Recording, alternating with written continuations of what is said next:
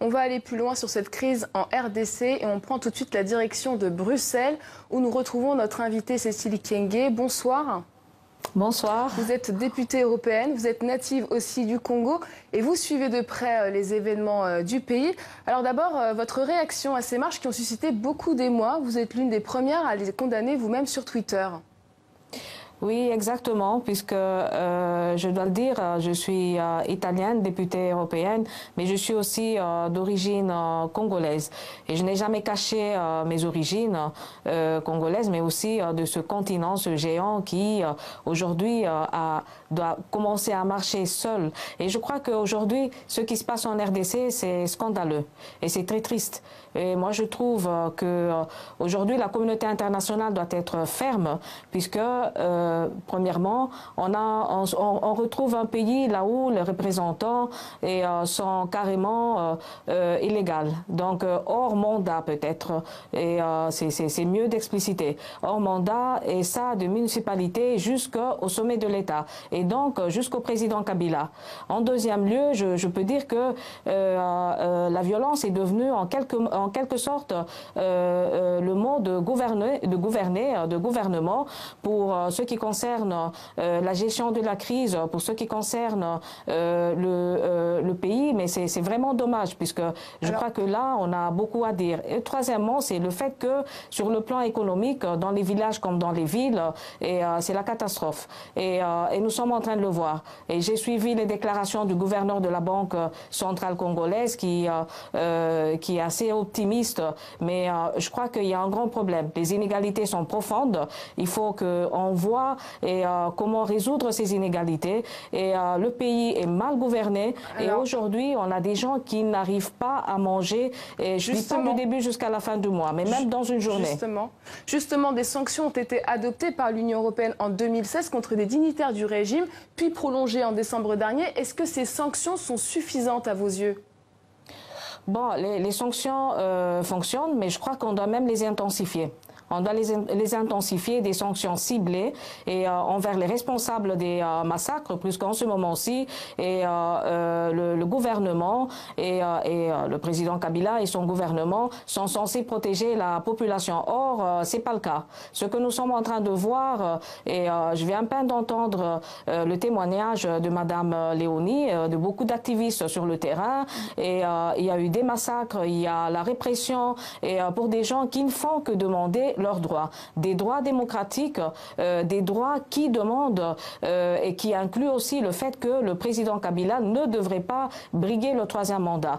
Nous sommes dans une situation qui est vraiment lamentable et le peuple est en train de réclamer sa démocratie.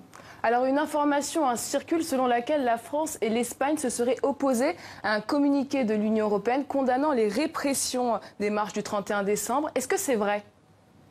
Vous voyez, il faut comprendre l'Union européenne, puisque dans le sens que au sein de l'Union européenne, pour pouvoir adopter une décision, il faut l'unanimité.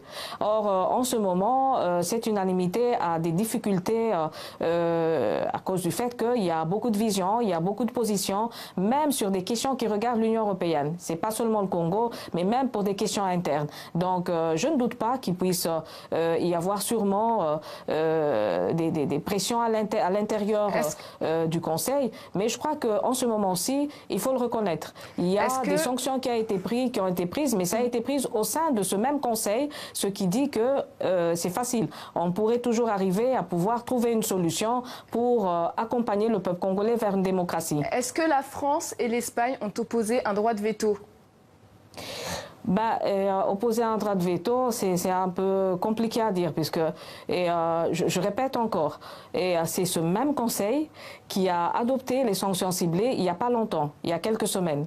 Et donc, là où il peut y avoir le veto de la part de certains pays, et je crois qu'on arrive toujours à pouvoir les dépasser, puisqu'en ce moment aussi, ce qui est important, c'est la vie de plusieurs personnes en République démocratique du Congo qui sont en danger. C'est une démocratie qui est en danger. C'est un pays qui, c'est un des plus riches pays au monde, mais qu'est-ce qui se passe pour justement faire résoudre une crise, ce pays-là et aller jusqu'à pouvoir arriver à des accords.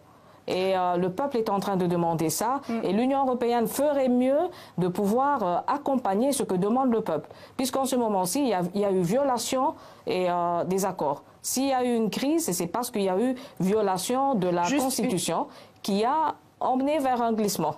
Juste une dernière question. La France et l'Espagne ont des intérêts économiques en RDC.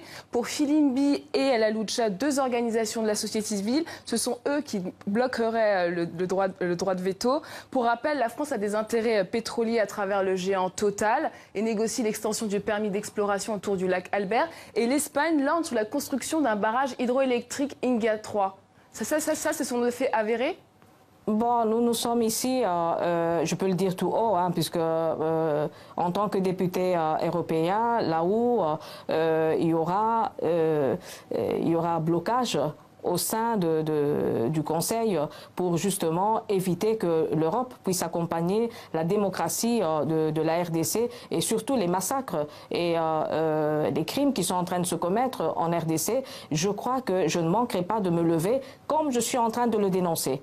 En ce moment-ci, tous les États feraient mieux et donc c'est un message très fort que je lance à la communauté internationale qui ne doit pas rester à la porte en train de regarder, mais qui doit plutôt mobiliser tous les pays à travers tous les efforts pour justement donner une solution. Donc on prend bonne note puisque je vous rappelle, le Parlement européen a toujours dénoncé, le Parlement européen a toujours été à côté du peuple congolais et je crois que cette fois-ci aussi, on ira toujours dans la même direction.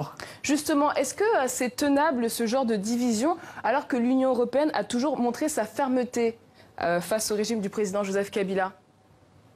Bon, et c'est pas tenable, c'est-à-dire on n'a pas de temps à perdre. Il y a eu trop de morts.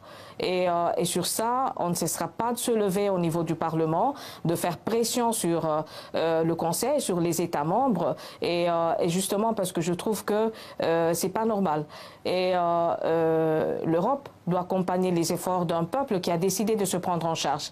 Je remercie la Cinco puisque au moment où il y a eu violation de la Constitution, et je répète, au moment où il y a eu violation de la Constitution, le peuple congolais a décidé de se prendre en charge et nous sommes ici en train de les accompagner. Les accords qui ne sont pas respectés aussi aujourd'hui et qui ont emmené vers un deuxième glissement et justement avec tout ce qui se passe sont là grâce et merci beaucoup. Disons, merci à vous, mais je crois qu'on doit accompagner le peuple. Merci beaucoup. Cécile Kenge, députée européenne, d'avoir répondu à nos questions.